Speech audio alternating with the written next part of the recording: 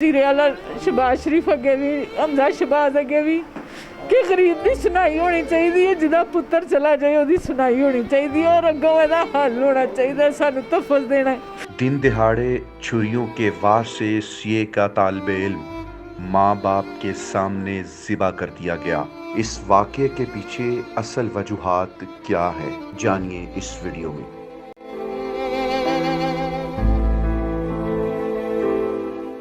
मेरा बेटा बच्चे जुमा पढ़ के है, थोड़ी देर मेरे को बैठे, मैं क्या खाना खा रहे, कहना नहीं मैनू आवाज़ आई है ਇਹਦੇ बाबा दे लड़न दी।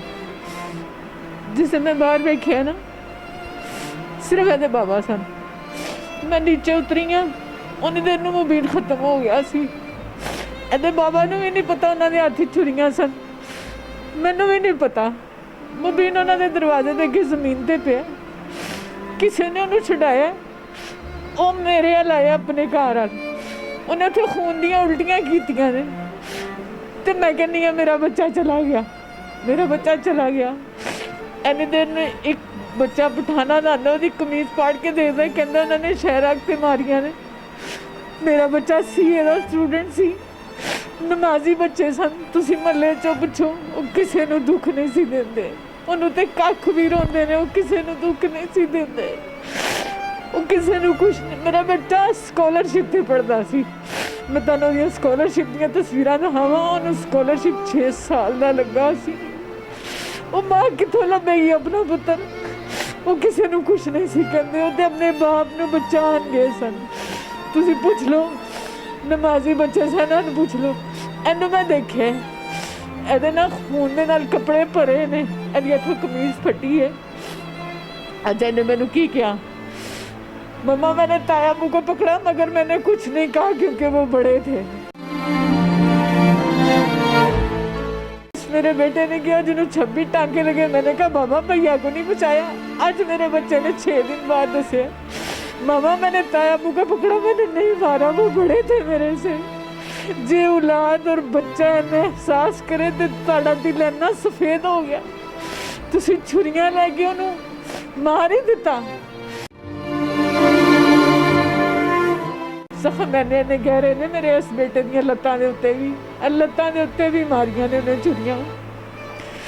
इन्ना बेहिस इंसान, असी किसी को कुछ नहीं सा कहते, असी किसी को कुछ नहीं सा कहते। मेरी सारियां अगे रिक्वेस्ट है साड़ी हेल्प की जाए।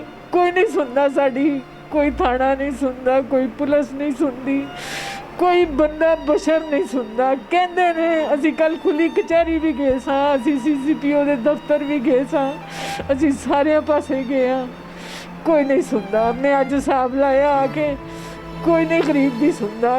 26 बोतलों खून दियां लगियां, 2 घंटे च मर गए। मैंने अज कहते ने अम्मा जी तुसी रोवो ना, तुसी कल खुली कचहरी भी आए हो, तुसी अज इत्थे भी आए, तुसी क्यों आंदे? जड़ी मां दा, ये पुलिस वाले कहते हैं जी, वो कहते ने तुसी क्यों आंदे? अम्मा जी नूं घर रखिया करो, जड़ी मां दा पुत्तर मर जाए उन्होंने चैन आंदा। फिर पुलिस भी ना सुने। कभी तुसी वेखिया जनाजा जिन्होंने कतल कर दिता जाए, उहदे नाल एक पुलिस वाला बंदा ना होए, उहदे जनाजे नाल कोई बंदा बशर नहीं सी। अच्छा, वज़ीर आला पंजाब इस वक्त हमजा शहबाज शरीफ साहब हैं, क्या कहना चाहेंगे? उन्होंने कहांगी मिन्नत हाथ जोड़ के ही कमा दी, उन्हें इंसाफ दवाओ, मेरे बाकी बच्चों को महफूज करो। सन तो फस चाहिए। पुलिस नूं तो पुछो क्यों नहीं साड़ी पैरवाई करती। अज उन्होंने कहा तू चली जा, मेरे बच्चों के डॉक्टरी मुलाजे नहीं होए, कोई उन्होंने घर आके कोई महल्ले जाके शहादतां नहीं लितियां।